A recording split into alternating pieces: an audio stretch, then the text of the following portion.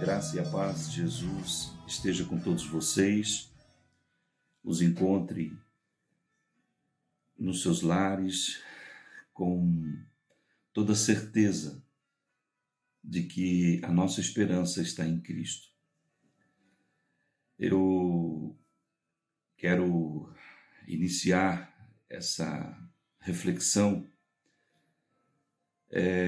baseada numa mensagem que eu recebi na segunda-feira. Eu acordei com uma frase em minha cabeça, uma frase que dizia assim: Deus colocou dentro de José a solução para Israel. Acordei com essa frase e comecei a pensar, a refletir sobre ela. E eu queria montar uma reflexão junto com vocês em cima da vida de José e daquilo que Deus fez naquele tempo. A perspectiva da nossa fé, ela está, para mim, fundamentada em dois pilares, que é a razão e a espiritualidade.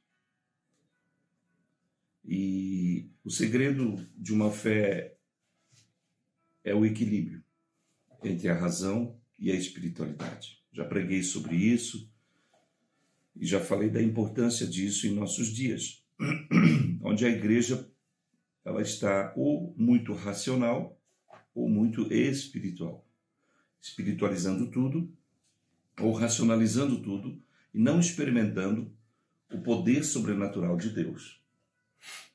Então, o equilíbrio nesses dias, ou na nossa fé, é fundamental, é essencial para que a gente possa construir um relacionamento com Deus, onde nós podemos perceber que dentro da razão, nós temos que ter uma fé que respeita as nossas autoridades, que respeita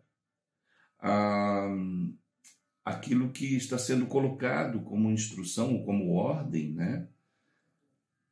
No processo de quarentena, no processo de não aglomeração de pessoas. Então, tantas instruções que o governo vem nos dando, principalmente da saúde, nesses dias. E a espiritualidade, eu vi algumas coisas, por exemplo, pessoas dizendo: vamos fazer cultos, vamos nos aglomerar, vamos cumprimentar as pessoas, vamos sair à rua, abraçar as pessoas, porque o Cristo que está em nós vai nos deixar imunes, vai nos proteger. Eu não acredito nisso, irmãos. Eu não acho que esse é o momento de nós mostrarmos esse tipo de fé, esse tipo de atitude. Quando nós temos esse comportamento, nós levamos uma agressão às pessoas como testemunho de Deus. Eu acho que nós temos que ter o discernimento de que o que nos move não é as nossas atitudes, no sentido de fazermos contrário àquilo que está se pedindo. Não é isso. O que nos move é um Deus que está dentro de nós. É um Deus que nos faz, nesse momento, estarmos no nosso ambiente de refúgio, estarmos sendo solidários com as necessidades dos nossos semelhantes, dos nossos próximos. Quem são os nossos próximos? De que forma nós podemos construir? Então, nós precisamos construir essa fé em cima desses dois pilares. José, ele é um jovem de 17 anos que tem, através de um sonho, ele recebe uma direção de Deus. E eu gosto de pensar que Deus não dá um sonho a José. Deus dá um propósito. Porque sonhar, todos sonham, né? Todos nós sonhamos. Faz parte da nossa existência como ser humano. Então José, ele tinha um propósito dado por Deus, que ele seria levantado por Deus para intervir com muita sabedoria, como um grande matemático, como um grande administrador, diante de um período em que o mundo viveria uma grande fome, uma grande fome. E é interessante nós percebermos que José tinha um dom. Qual era o dom de José? A interpretação dos sonhos. Aí sim, José interpretava os sonhos. E se nós lermos, por exemplo, o livro de Gênesis de 37, de 1 a 11, onde conta ali uma parte biográfica do processo da vida de José com os seus familiares, e eu não vou ler para nós não gastarmos muito tempo, nosso tempo é curto, mas ali relata que José tinha 17 anos, era o irmão mais novo, e era um jovem que o pai amava muito, porque era o filho da sua velhice. E os irmãos de José tinham inveja dele, tinham raiva dele, tinham ódio dele. E José era muito chegado ao seu pai. José era um homem que, com certeza, tinha uma proximidade muito forte também de Deus, assim como Davi, que era um jovem que tinha uma relação de comunhão muito forte com Deus. E é interessante nós observarmos que o texto diz que quando José ele sonha e interpreta o seu sonho, ele conta isso para os seus irmãos e conta isso para os seus pais. E, obviamente, eles que já tinham uma intriga com ele, ao contar esse sonho que eles se submeteriam a ele em certo momento da vida, eles então o odeiam ainda mais. E não só odeiam, como eles criam um plano para matar José. E aqui então começa a história de José. Começa uma história de um jovem que com 17 anos ele começa a ser perseguido pelos seus irmãos. Tentam matá-lo, mas o irmão mais velho, Rubem, ele intervém e deixa ele dentro de uma cisterna, de uma cova. E não mataram, mas venderam José a uma tribo. E José então é vendido como escravo. Nesse período de 17 anos, José só vai se apresentar a Faraó quando ele tem 30 anos de idade. José vive todo um processo de um caminho muito difícil, até que ele realmente seja ou cumpra o propósito para o qual Deus lhe chamou. José, ele foi rejeitado, foi abandonado, viveu praticamente todo esse período em prisões, foi escravo, foi caluniado. Então, queridos, todo propósito que Deus dá, ele passa por um caminho. Todo propósito que nós temos que alcançar, ele passa por um caminho. E esse caminho nem sempre é fácil. Todo caminho que nós temos que construir algo ou alcançar um objetivo, ele é um caminho difícil. Isso vale para todas as áreas da nossa vida. Quando a gente casa, a gente festeja, a gente se alegra, e o casamento é uma bênção de Deus, mas construir esse relacionamento no decorrer da vida é um grande desafio, é um caminho árduo, é um caminho de muita renúncia, de muito amor. Criar filhos, constituir uma família é um grande desafio.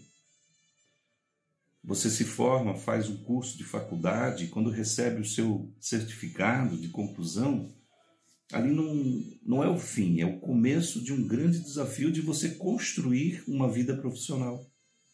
E é árdua, é difícil. Então, todo propósito que nós temos na vida, ele passa por um caminho difícil. Não foi diferente para José. Recebendo de Deus um direcionamento, não foi diferente para Davi, não foi diferente para Noé, não foi diferente para Abraão, não foi diferente para Paulo, por exemplo, no Novo Testamento. Não foi diferente para mim e nem para você. O interessante é nós percebermos que todo ser humano, ele tem um propósito dado por Deus. Todo ser humano nasce com um propósito dado por Deus.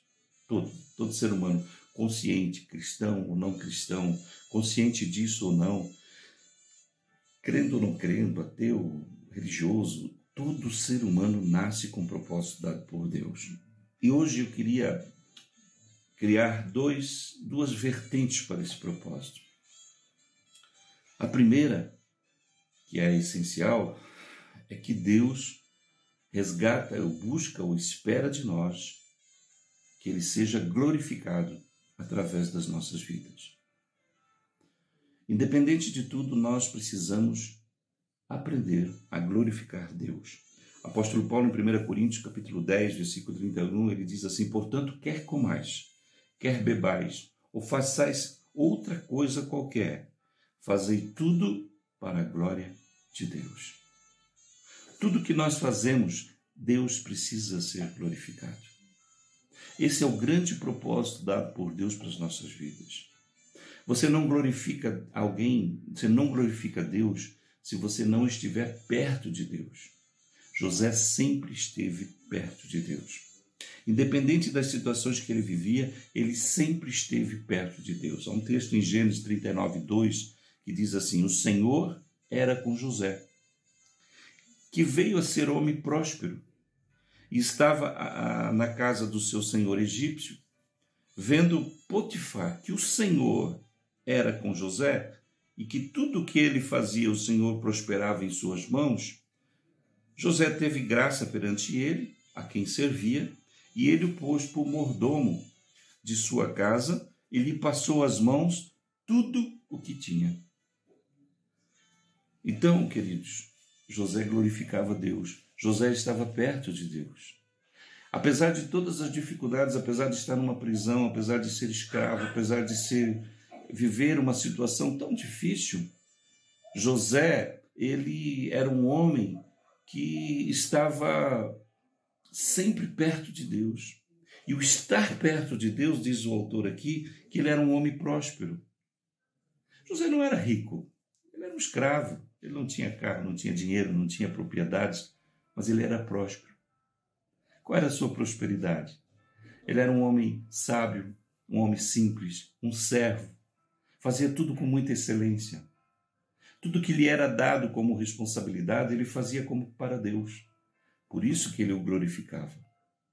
Essa essência da prosperidade na nossa cultura pós-moderna, essa cultura capitalista, quando a gente fala em prosperidade, a gente só pensa em dinheiro. Mas a prosperidade ela está no âmbito de um caminho vasto, de várias ações em que nós podemos ser prósperos. Podemos morar numa grande casa, mas temos uma miséria de um relacionamento conjugal. Podemos morar numa grande casa, mas temos um relacionamento familiar horrível. E isso é pobreza, isso não é riqueza. Por isso, há pessoas, eu gosto de dizer, né, que são tão pobres, ou tão ricas, que a única coisa que elas têm é dinheiro. A riqueza de José se demonstrava nas suas atitudes, no seu firme propósito de honrar a Deus. Ele sabia no que ele cria, ele sabia no que Deus colocou na sua vida. E é interessante nós percebermos o segundo ponto, e aqui entra no dom que Deus lhe deu poder. Porque José e nós somos resgatados por Deus para sermos filhos. E nesse relacionamento de filho, quando Deus nos resgata para sermos filhos, Deus nos resgata a sua paternidade em nós. João diz, no capítulo 1, no versículo 12, ele diz: mas a todos quanto o receberam, deu-lhes o poder de serem feitos filhos de Deus, a saber, aos que creem em seu nome. João está dizendo que todos que receberam Cristo, esse é um outro propósito de Deus, resgatar a sua paternidade em nós. Quando nós recebemos Cristo, nós não somente recebemos a vida eterna, não somente recebemos a salvação, mas recebemos o poder de Deus. Esse poder se manifesta nos dons. Esse poder se manifesta na fé. Esse poder se manifesta nas atitudes, em tudo que nós vivemos.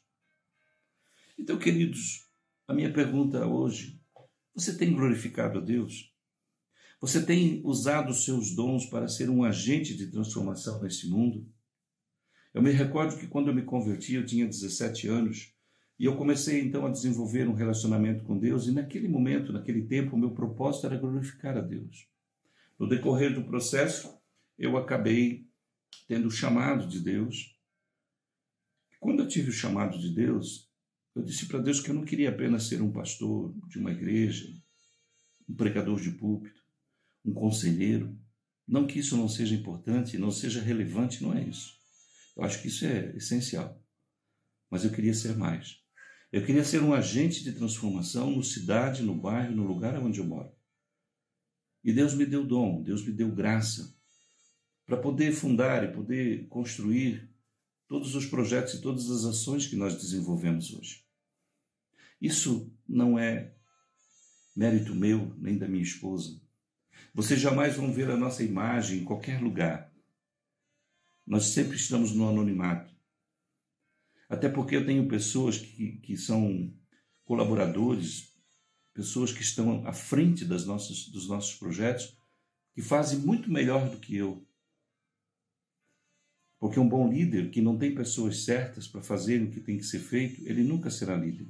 Ele nunca vai prosperar naquilo que faz.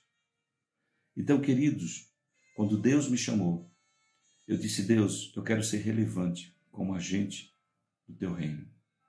Eu não quero viver mais para o secular. Eu não quero ganhar, eu não quero mais guardar coisas para mim. Eu quero servir ao meu semelhante, servir no teu reino. Eu gosto muito da história de um pastor que viajou para os Estados Unidos e ele levou o seu notebook. E quando ele passou pela alfândega, ele não registrou o equipamento. E ele entrou no país, não teve problema. Quando ele foi sair, a alfândega pediu para ver a sua mala e viu o notebook. E pediu então a nota fiscal. Ele disse: não, é um notebook usado, eu uso há muitos anos, eu sou pastor e isso é uma ferramenta que eu uso. Eles falaram: mas você tinha que ter feito o registro disso.